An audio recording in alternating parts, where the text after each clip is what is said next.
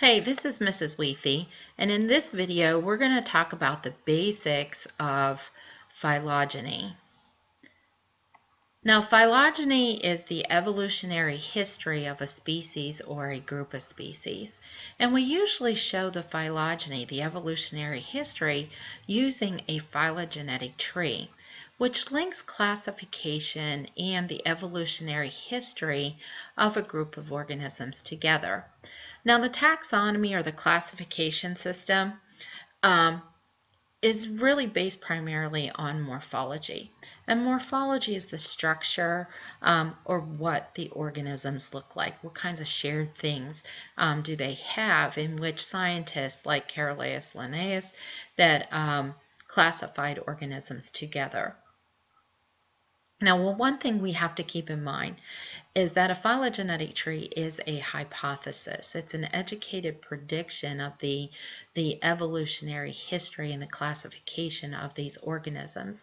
And as we develop our technology, particularly molecular sequences, DNA sequences, we might group organisms together that maybe weren't grouped together in the past, but our new scientific evidence gives us suggestions to do that. So it's a hypothesis. Let's take a look at how to read a phylogenetic tree. So if we take a look at this branch point number 1 right here, this is the most remote common ancestor of all of these taxa.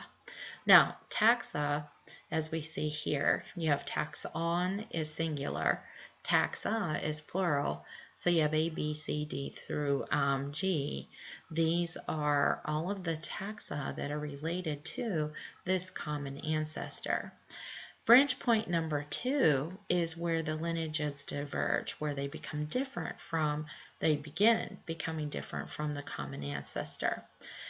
Branch point number 3 is the common ancestor for taxa A, B, and C. And branch point number 4 is where taxa B and C had diverged from taxa A. Now, B and C are considered to be sister taxa because they share an immediate common ancestor. At branch point number 5, this is where we see polytomy, and polytomy is where you have an unresolved pattern of divergence. So D, E, and F had diverged from A, B, and C, but the pattern of divergence is yet unknown. Taxon G is called a basal taxon because it diverged the closest to the common ancestor. Now, there are 3 key points that we need to consider about phylogenetic trees. One is that it's only intended to show patterns of descent, not phenotypic similarities. And phenotypic similarities are how those organisms look. What kind of characters are they expressing? So it's only intended to show those patterns of descent, not the phenotypic similarities. The second is that it doesn't indicate the actual ages of the particular species. And lastly, we can't assume that a taxon on a phylogenetic tree evolved from the taxon next to it. For instance, if you take a look at the otter and the coyote, we can't just assume that the otter evolved from the coyote or the coyote from the otter. This is just showing patterns of descent. Okay, now, phylogenetic trees are inferred from 2 things, morphology and molecular data, that is DNA sequences. Sometimes the DNA sequences are very, very similar, but the morphologies are very, very different. So take a look at these. These are different species of the Hawaiian silversword, and you have 5 different species here that had adapted to the environments of 5 different Hawaiian islands. They look very different from one another. Their morphologies are different, but their DNA sequences are very closely related.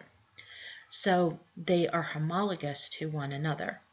Now, you have to be careful when you're considering morphologies, whether or not the morphological structures, are they homologous or are they analogous? And we have our two species of moles right here. They look very similar to one another. However, they have a different pattern of evolution. They evolved independently of one another. For instance, this top one here is an Australian marsupial, whereas this bottom one here is a North American eutherian. So even though they look similar, they're very different from one another. Now, if we're looking at DNA sequences, again, we have to consider whether or not they are homologous or if they are analogous. And if they're analogous, it's called a homoplasy. Homoplasy is due to convergent evolution. So you either have homologous structures or you have, analogous structures, or you have analogous molecular sequences. Let's take a look at this one we have here first. This is a molecular homology. Now, over time, we could see patterns. You can have mutations, so you can have the deletion of a DNA or of a base. You can have insertions of bases, and so what scientists rely upon is computer tools, alignment tools that will show the patterns between the two species. So once these DNA sequences have been aligned, taking into consideration any mutations that might have occurred, the more bases that align, the more closely related those two species are. On the other hand, if it's due to homoplasy, convergent evolution, you're going to see less and less bases that are aligned with one another. In this case, we have 23% of the bases are shared, and 23% or less is pretty much due to homoplasy or convergent evolution, as opposed to homologous. And statistical tools are going to show us that. Now, evolutionary biologists are using cladistics, a systematic approach that is based upon common ancestry to classify organisms. In cladistics, we have clades. And basically, we have three different kinds of groups. You have a monophyletic group, which is called a clade or a clade, where you have a common ancestor and all of its descendants. There's a paraphyletic group, where you have the common ancestor and most, but not all of its descendants, as we see taxon G is left out of this group.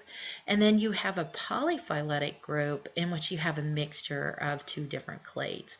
So we have A, B, and C, which belongs to this clade, and then you have D, which belongs to this clade. Now, this is a cladogram right here. And cladograms are based on a shared ancestral character.